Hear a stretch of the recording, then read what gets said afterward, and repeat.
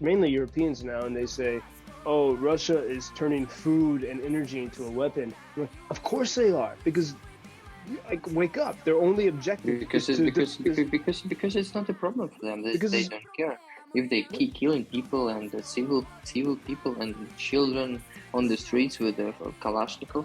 So what the problem for them to destroy, for example, grain for millions of poor African people? Вечора, ми з України.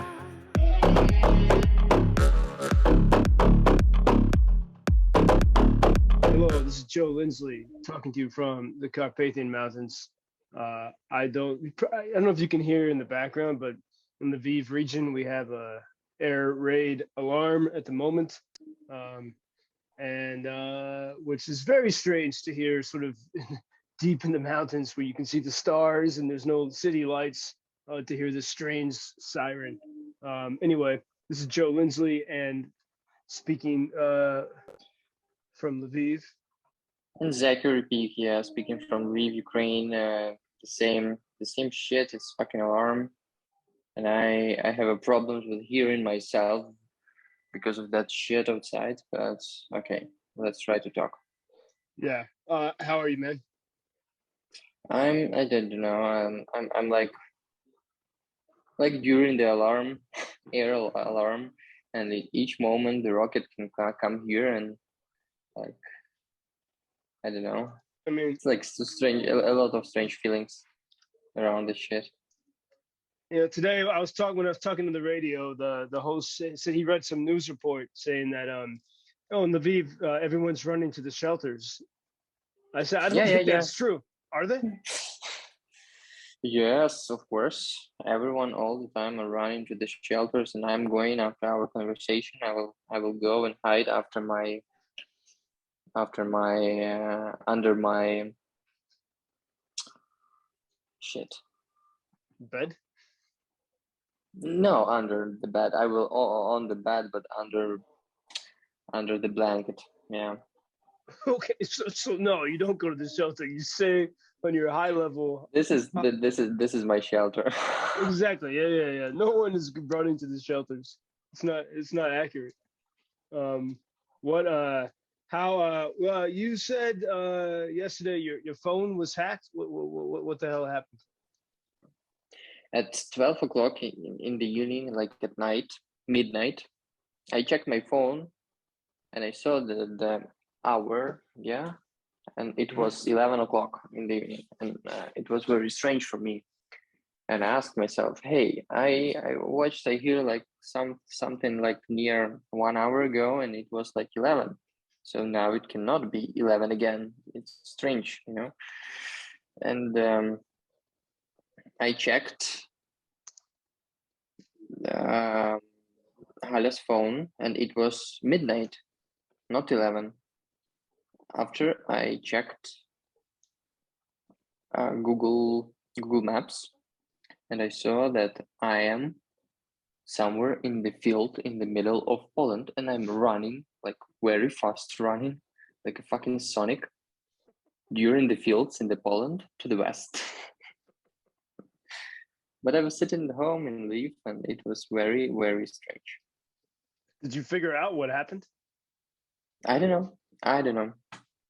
Today I still was in Poland, and in the morning I thought, like, I forgot about the clock on my phone, and in the morning I slept too much because I thought it's not Poland time, it's Ukrainian time, but.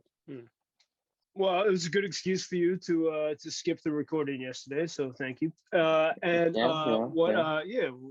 I mean, you got to use a VPN, man. A VPN, virtual private network. No. Why? Well, I don't need. It disguises where your phone is, and it makes it harder for. No, it's shit. You know, it's that's not true. The VPN is not hiding your phone.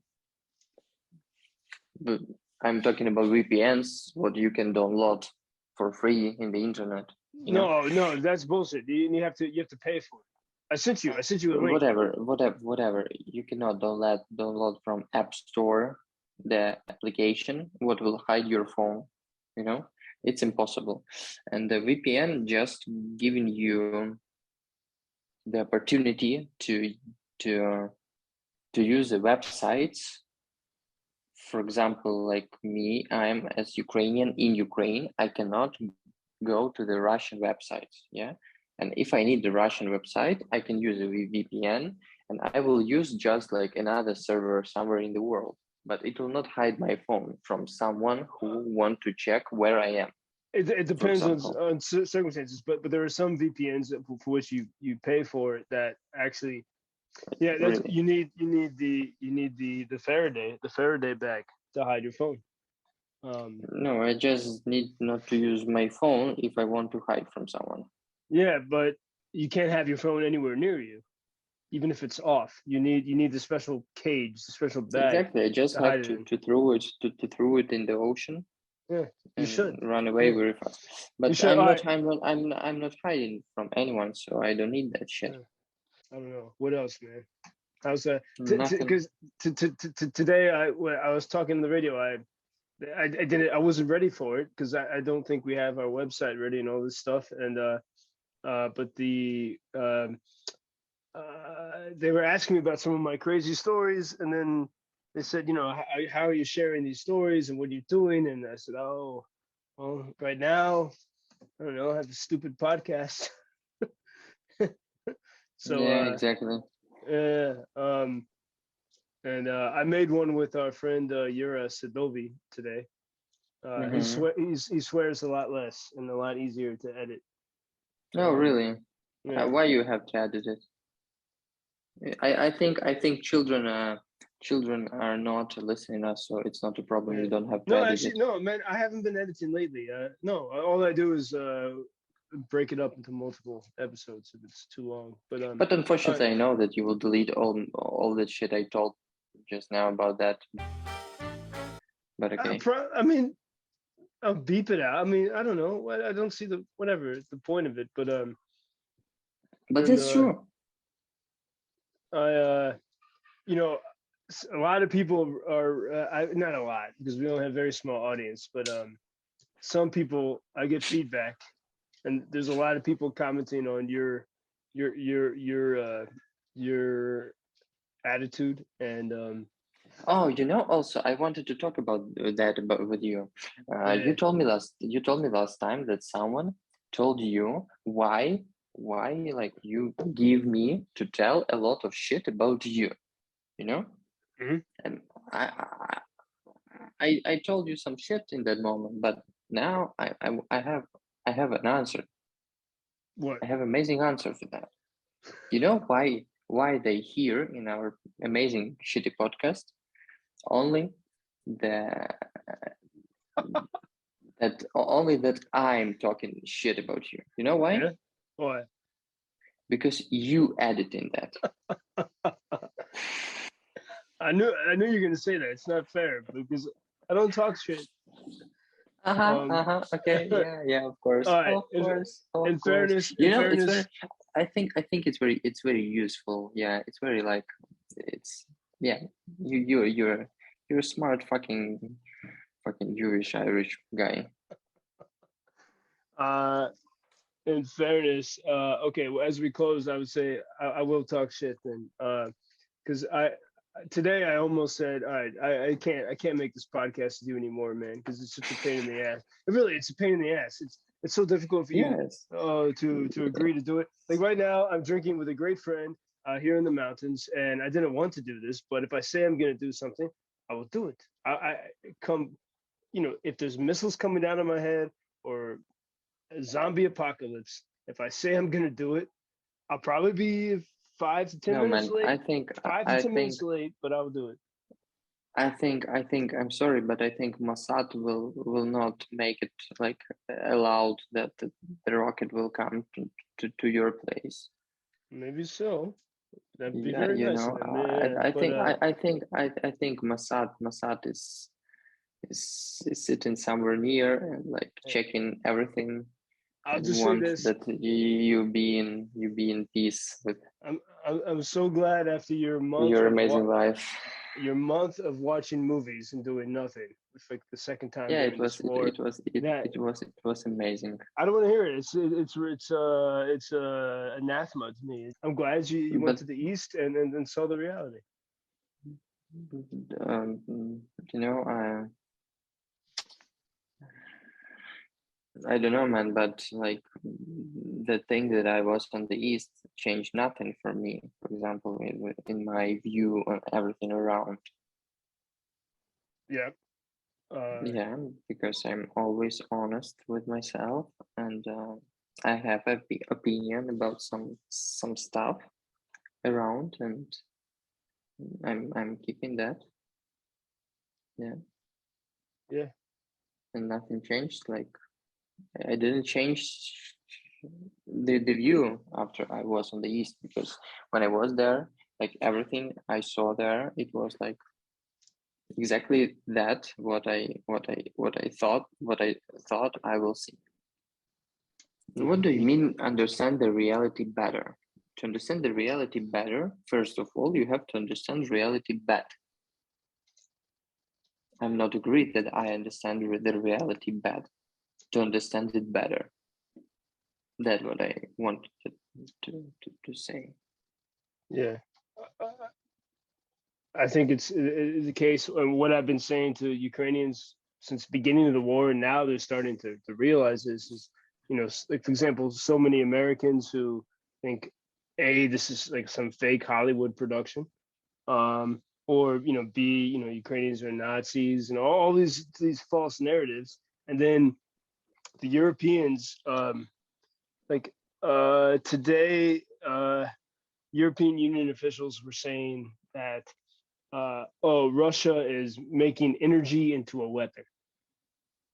And when they say that, it is very clear to me that they do not understand anything that's happening, because like Russia is murdering little children.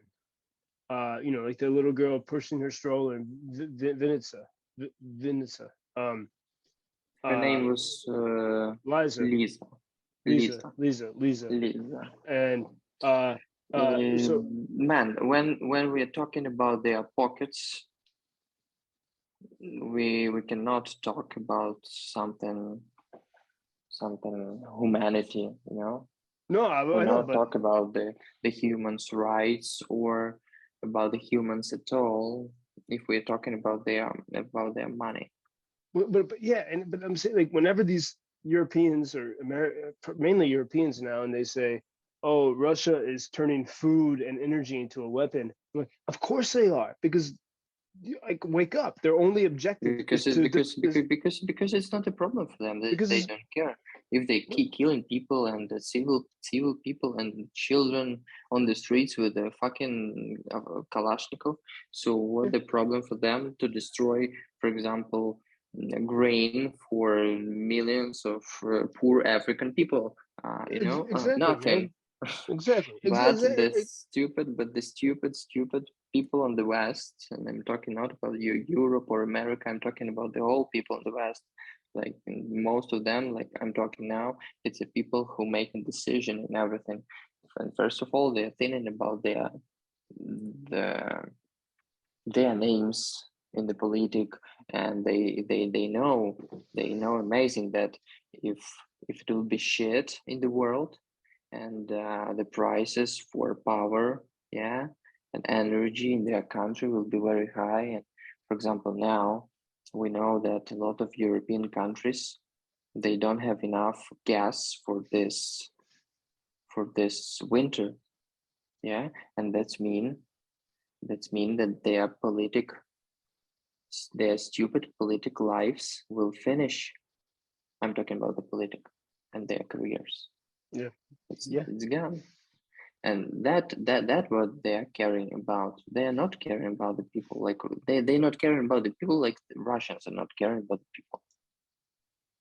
It's something similar, when for example, the most useless organization in the world, like United Nations, when the bomb planted on the fucking harbor in Odessa, the stupid United Nations said, oh, you know, it's okay, but because in that document we signed in Turkey, we didn't talk about that the Russia cannot bomb the harbor in Odessa, so it's okay, whatever. Yeah, exactly. So what do you want from that people? As in the world, we will kill all Russians in Ukraine, and we will make a big wall, you know, and on the big walls we will put the big guns, and they will not come again, I hope. The last thing I'll say, there was I saw this video today of Trump saying that, explaining, he said how his mind is changing on Ukraine, because a lot of pro-Trump people are sort of terribly anti-Ukraine, and he said, Man, I'm so sorry, but the Trump is the same stupid, not stupid, he's smart, but he's hold the up. same, he's the same politic, and now when the Biden is all very right. weak as a politic, Trump starting again his campaign. So man, I know. it's Wait, same shit. just shut up for a second. Wait. No, he said. Sorry. He said Ukraine is the wall of Europe, big beautiful wall of Europe, and Fantastic. and he said, but he said Ukraine, like he said, it's the Europeans who are benefiting from Ukraine, because Ukraine is protecting Europe, which it has for centuries, right? You know, this is where the battles happen first, and he said, you know, America can benefit from that down the road, but he said, and so he sees the value of it, but he says the Europeans are the ones that really should pay the most, because they're the ones that are benefiting. Like, they're the ones, if Ukraine loses, they get invaded. I thought it was a pretty cogent point. But then, he had some kind of moral awakening where he said, even despite that, he realizes that America, you know, needs to be the people, you know, needs to step up and support Ukraine because of the idea of freedom. But you know, some people gave criticism after the last recording we did. You know, oh, don't criticize America because they gave us, you know, 12 HIMARS. And I say, well, as an American, I can and I will, because it's so minuscule compared to the shit that we left behind in Afghanistan, you know, and it's okay to criticize it, because it's not enough support, and I think that they're playing a game, and this is not a game. About the HIMARS and about the America and about the game. As they said, we will not give you a lot of weapons because we are afraid of that Russia will be angry about that and will start the third world war.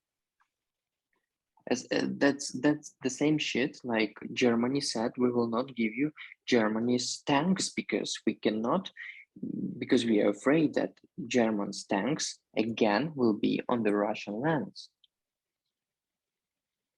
I'm sorry, what the hell?